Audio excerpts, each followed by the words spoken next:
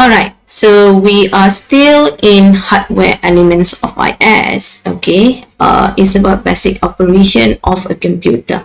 Alright, so from staying connected with friends to conducting financial transactions, example, computers have become essential in our daily life. Alright, so despite the complexity of modern PCs, it is very important not to overlook the fundamental or the foundations principles that will be underpin their functionality. Alright, so computers carry out their numerous tasks by executing 4 fundamental operations, which is input, output, processing, and also the storage. Okay, so actually, alright, these 4 basic operations of the computer reflect back, okay, into the definitions of the computer.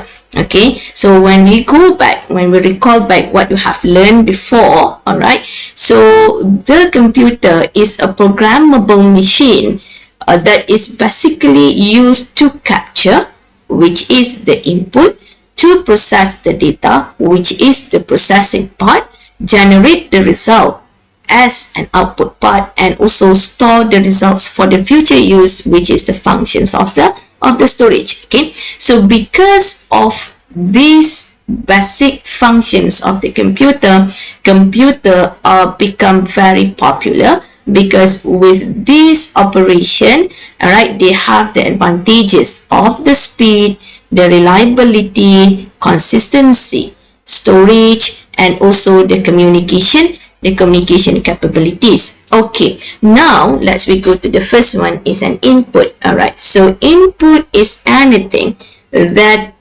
we understand we want to transfer into whatever computer can understand. We will use input devices such as keyboard, mouse, microphone, example. Okay, next, after you have the input, we will translate into whatever we as a human understand.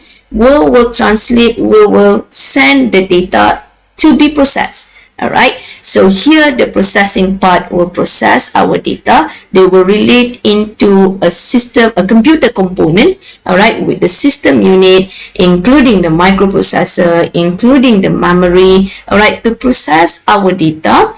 And the output part is whatever the computer understand into a human readable code, which is whatever computer understand into whatever we as a human can understand. We need an output devices such as monitor, printer, and also the speaker. Okay, so in between of these input and output devices, there will be a processing part, which is also related to the storage. Storage is the part where you can, or is the component that where you can save your data, all right, for the future use.